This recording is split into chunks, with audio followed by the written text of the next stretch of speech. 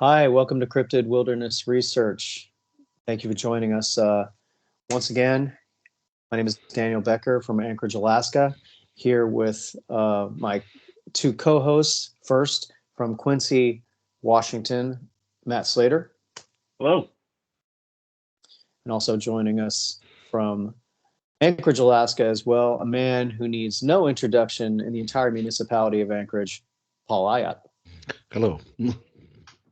So today we're going to be talking about one of the Alaska stories that I've found is more known by people in the Bigfoot community outside of Alaska than a lot of people in Alaska. Paul, obviously, you're living here in Alaska as well as me, and Matt, you've lived up here before, and so that is the story of Port Chatham, and also Portlock. It's also called. So Matt, Port Chatham is the body of water, correct? And Portlock is the actual village. Yeah, correct. So what a lot of people don't know about this location is it was founded in 1786 by Captain Portlock from the British Royal Navy, if I have my facts correct. Is that right, Matt? Yep, correct. Yep. All right, so Matt, go ahead and start and give us, for people that are not familiar with this story, give us kind of the overview of this location and what happened down there. Okay. Well, Port Chatham and the town site of Portlock, of course, founded in 1786, originally started off as a fur trading post on the Kenai Peninsula of Alaska, south of Homer and south of the small village of Port Graham. Being the town site, it was relatively small, only about 30 to 40 residents for most of the time. And it was an active fur trading post up until the fishing fleet actually moved in around 1900, and the fishing company set up a large fish cannery in the very small town. The actual town site of Portlock didn't receive a U.S. post office until 1920s. And it's had a history with cryptozoological encounters.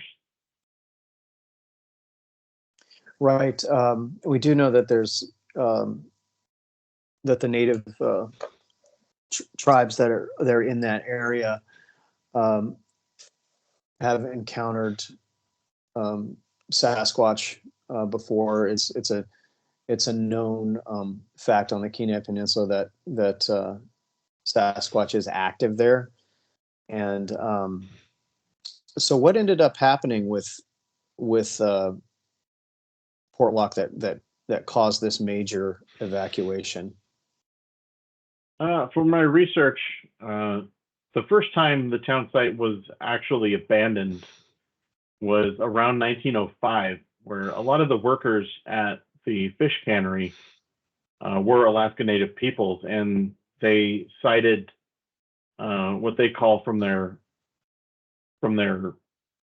oral history as a creature known as the Nantinaq, which is a hairy man, half beast. And there were sightings of the creature by people from the village of Portlock. They've seen him in the woods down by the water. A lot of people refused to go into the tree lines. And a general fear gripped the community, and a vast majority of the population of the town actually left. The second time it started happening again around the 1930s. People would go into the woods to go moose hunting or sheep hunting, and they would never be seen again.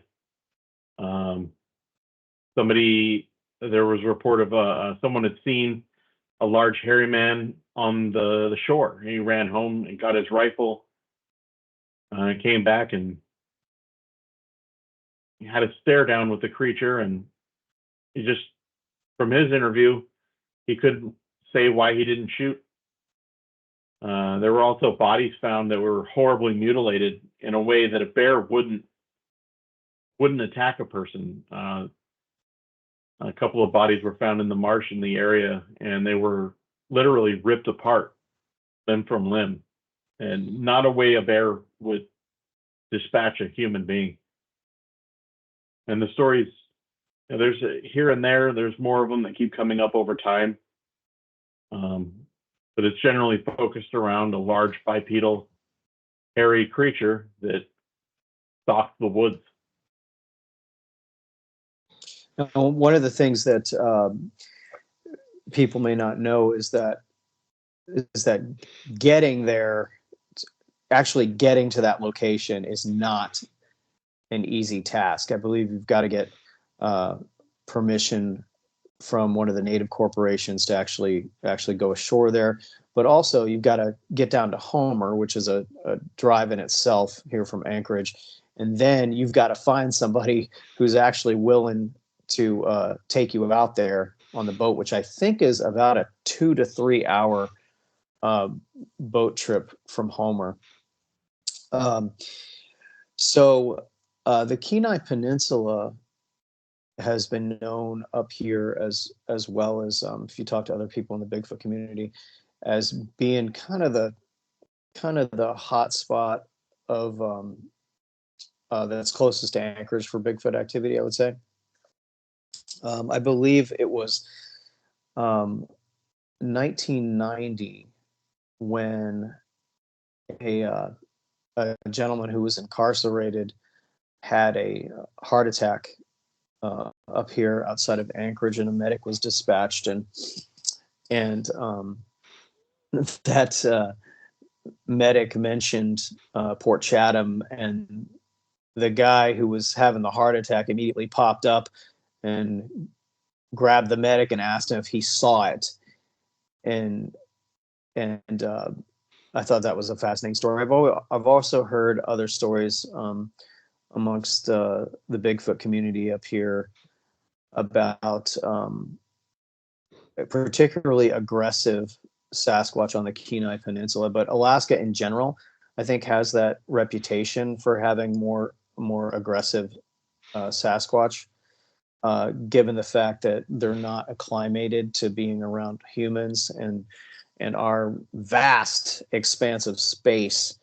But what have you heard about the aggressive Sasquatch on the Kenai Peninsula, Matt or Paul?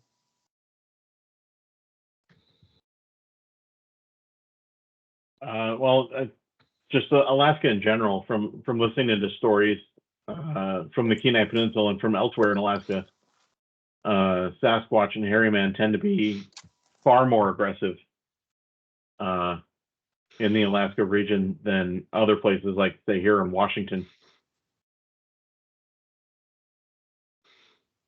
Yeah, one of the things that I found particularly interesting about the Port Chatham, Portlock phenomenon is the activity was so intense and so bad that it literally caused people to evacuate this town.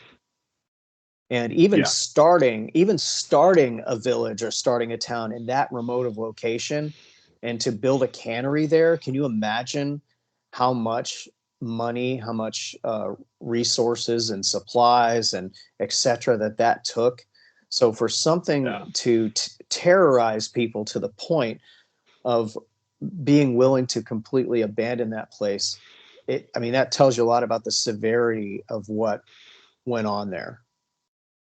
Now, here in Alaska, the common term used for Bigfoot up here is hairy man. That's one of the terms that you can use anywhere in the state, and people are going to recognize that and know what it is. However, also regional tribes in the state have their own words for the creature as well. But Paul, let me bring you into the conversation. You are an Alaska Native yourself. What have you heard about Sasquatch in the state, and anything about Port Chatham and down on the Kenai Peninsula? Yeah, I've heard some stories in the Kenai Peninsula where the people's dogs have just disappeared. They've gone hiking, and of course, that can be attributed to bears or whatever, but you never know. People themselves have gone missing, uh, and people go hiking, fishing. It's a remote area. You can go to a area that no one has been to for a while, and even across the state of Alaska, you know what I mean? There's different areas where certain tribes or people say, don't go over there, So you got to be careful to take heed of warnings. But it's interesting. It is just interesting. You got to be careful, dealing with the For our, wilderness. for our state, and Matt, I still include you when I say our state because you lived up here for so long. Yeah. Really, the focus on Sasquatch is generally the southeast part of the state, and I consider like the Kenai Peninsula kind of the northern boundary of that southeastern Sasquatch activity. But Matt, kind of describe for everybody what kind of terrain that you can find on that Kenai Peninsula as opposed to, like, say, around the Anchorage Bowl. Well, around the Anchorage Bowl, the typical terrain you're going to find up in that area is mostly a glacial outwash type of situation. There's going to be a lot of gravel, more firm ground up around Anchorage. But when you get down onto the Kenai Peninsula, especially further south, you're still going to have rocky beaches and rocky shoreline areas. But when you start moving inland, the ground's going to get softer. It's an old growth rainforest essentially, and the ground cover is mostly going to be mud, moss, soft surfaces, marshlands, places, things like that. The terrain changes greatly from the northern areas like Anchorage and further north. So it'd be much more difficult to track a hairy man in the more southern locations because there's not really anything they're going to leave a footprint in. I mean, I say there's mud, but there's not like open expanses of muddy ground. It's mostly moss and soft surfaces that rebound after you step on them. Right, that definitely would make the creature difficult to track. Down in that area, do you think that there are more Sasquatch that are kind of rogue and on their own, or do you guys think that in that area there's an actual clan? And although these incidents happened, in the early 1900s all the way through the 1930s, these incidents happened during then. Do you think it's possible that the descendants of those Sasquatch are still inhabiting that area today? I think it's possible that there actually is a family group that lives out there. There could be multiple family groups. Once you get away from the shoreline and the small villages that are right along the shorelines in that part of Alaska, there's nobody out there.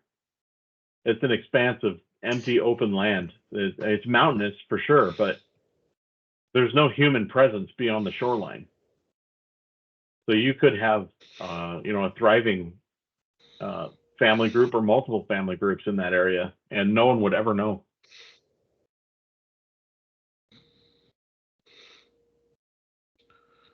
Right. Vast areas of emptiness.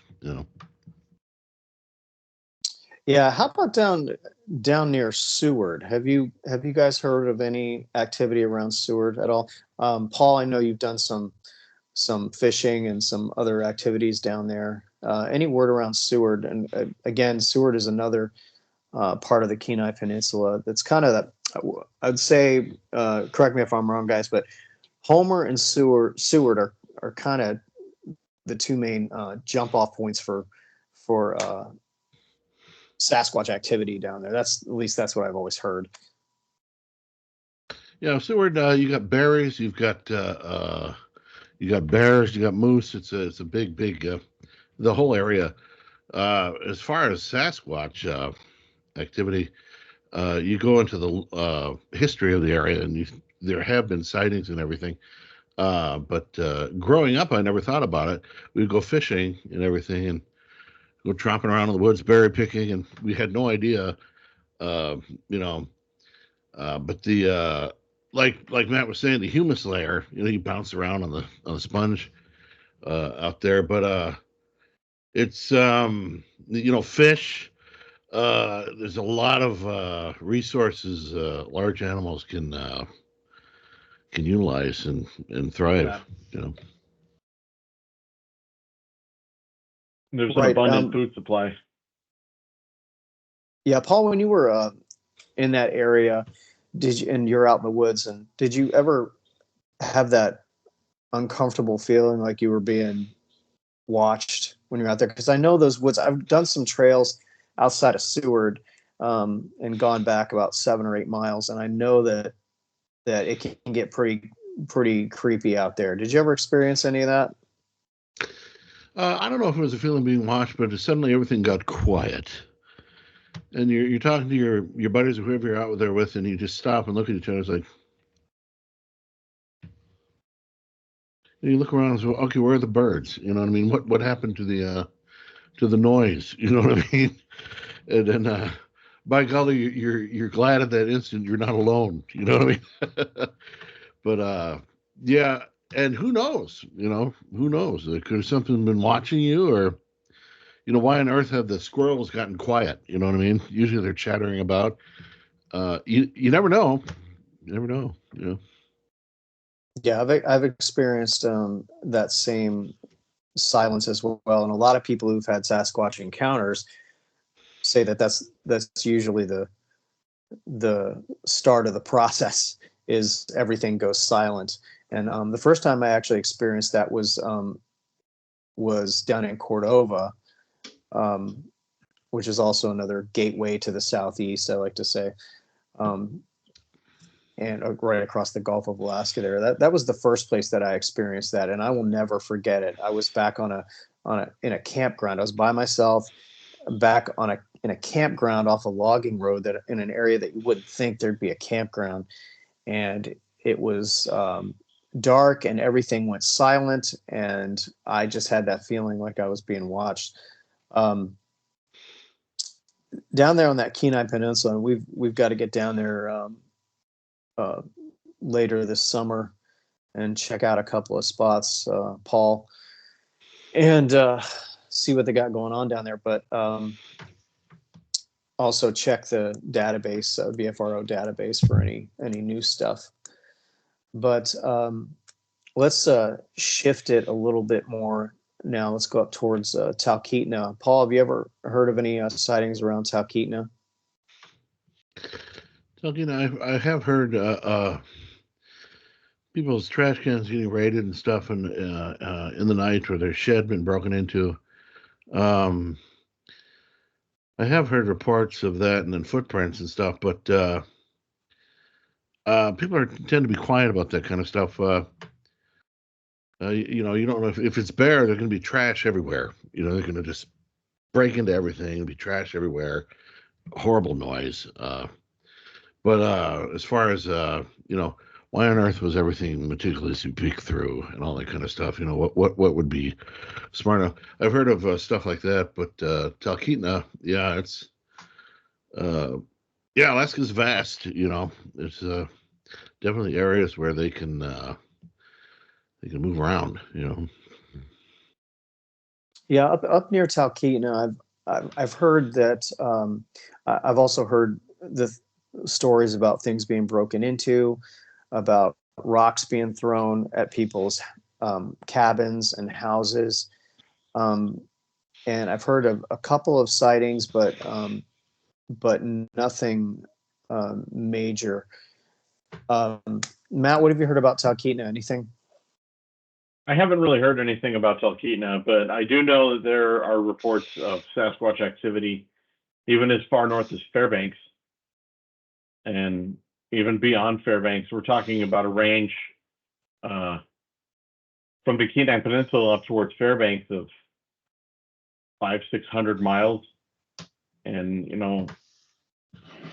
a large separation of latitude and longitude, as like wide ranging. And the encounters that I've heard about and read about from all of these locations in Alaska have all had one common unifier, is that they've not been sort of what you would call a peaceful encounter.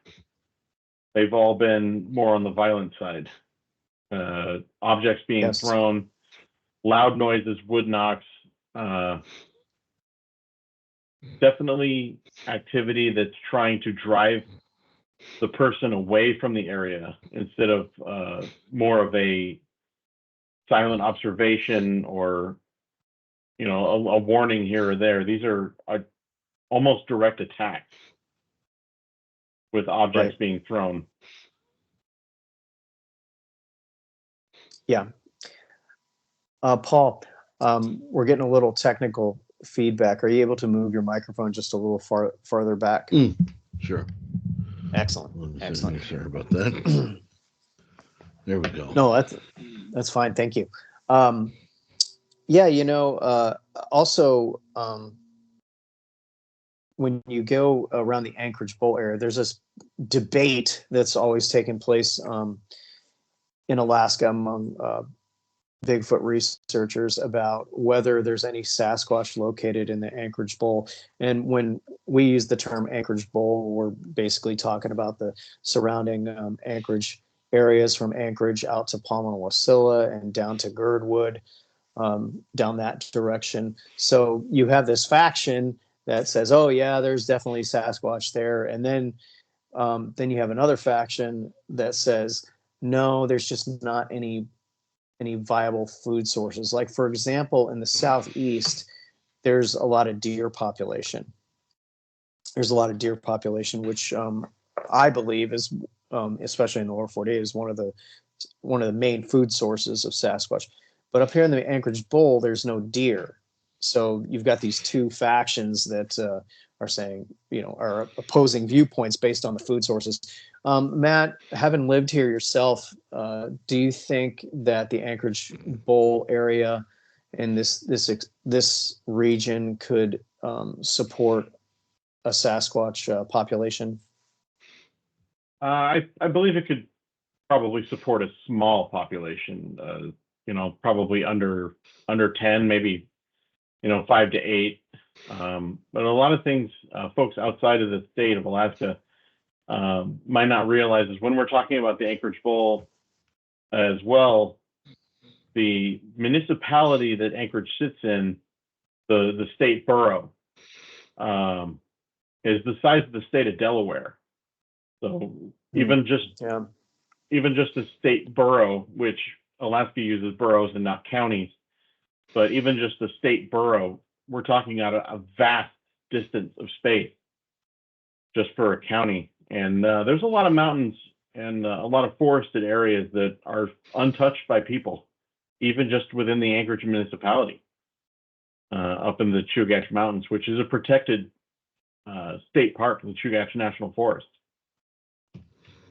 Very true. Paul, what do you think? Oh, there could be something. I mean, this is a big area.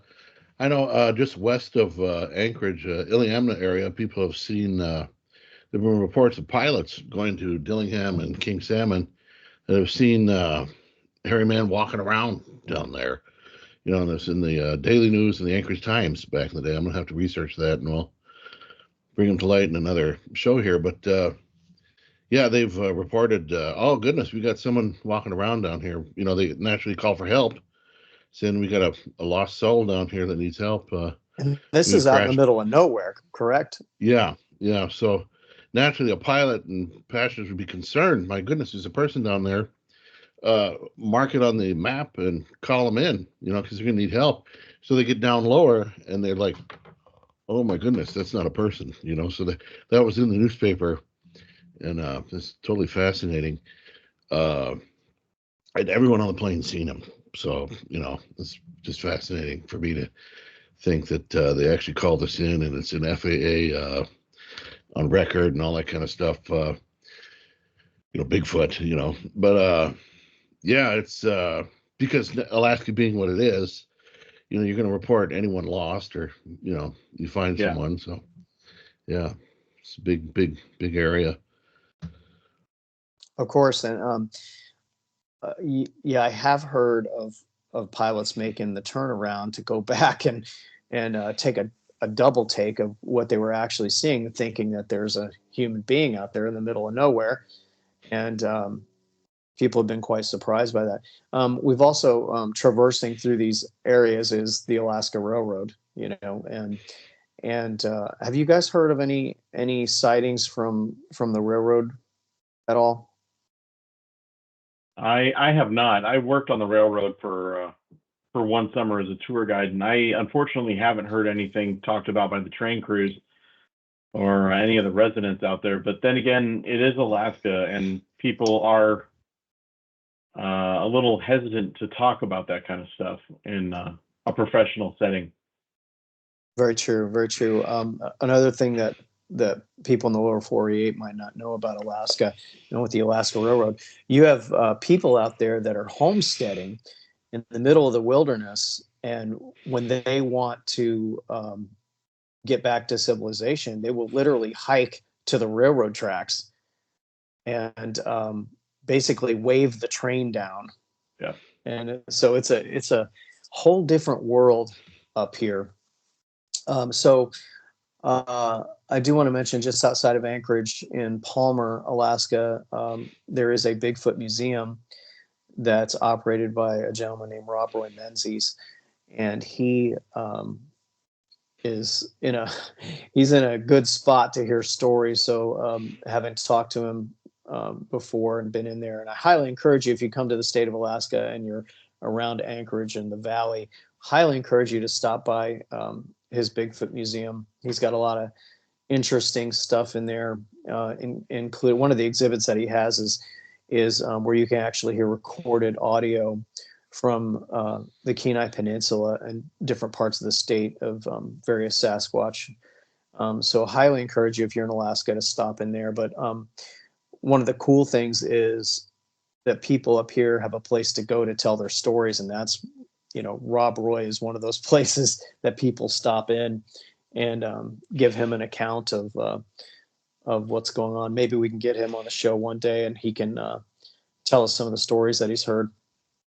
But and then, of course, up in Fairbanks, we've got reports of Sasquatch in that area too, and there's also some hot springs up there. Have you guys heard anything about any Sasquatch sightings around the hot springs? I have not. No. I haven't either. I've never heard anything about around Chena, Hot Springs, that area. I've heard of people seeing Bigfoot, but not specifically taking a dip, as it were. But Yeah. but but never the hot springs itself. But yeah. With the introduction of all these different documentaries, there's been a few documentaries done about Port Chatham, and we make it a policy never to publicly criticize people's research. We don't mention names or anything like that. Some of these documentaries out there are all right, but then some of them are just horrible. And what do you guys think on the documentaries you've seen about Port Chatham specifically? The information and the being able to provide a visual representation of what the area is, I think that's a good thing. People are going to want to go out there. People are going to want to go try and do this. They're going to want to try and see what the legend is all about in the Port Chatham area.